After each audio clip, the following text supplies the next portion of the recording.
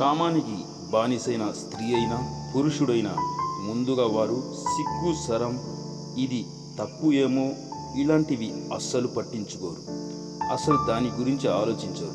కామం ఎక్కువైనా స్త్రీ అయినా పురుషుడైనా ఇలానే ఉంటారు. ఎప్పుడైతే ఆ పిచ్చి మొత్తం తగ్గిపోయి దాని నుంచి బయటపడతారో అప్పుడు జీవితం ఎంత నాశనం చేసుకున్నామో అర్థమవుతుంది. కామంలో మునిగిన వారు బయటపడడం అంత సులువు, అంత తేలికైతే ఏం కాదు. అంతే తప్ప పరాయి స్త్రీల పురుషుల వెనుకపడి నాశనం అవ్వకు. ప్రేమ ప్రాణం అంటూ అసలే వెళ్ళకు.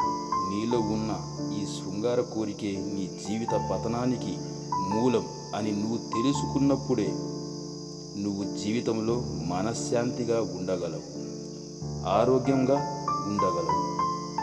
మనం జీవితంలో తెలుసుకునేవి చాలా ఉన్నాయి. అందులో అతి ముఖ్యమైనది శృంగారం. ఎప్పుడైతే శృంగార కోరికలు ఆ ఆలోచనలు ఎక్కువ అవుతున్నాయో, మితిమీరిపోతున్నాయో అప్పుడు సాధ్యమైనంత తొందరగా పెళ్లి చేసుకోవడం చాలా ఉత్తమం.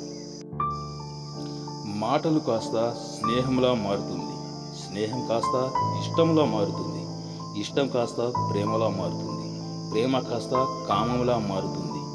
ప్రేమ కామం ఎక్కువై జ్ఞానం నశించినప్పుడు చాలా వీక్గా తయారై దేనికైనా తెగించేస్తారు.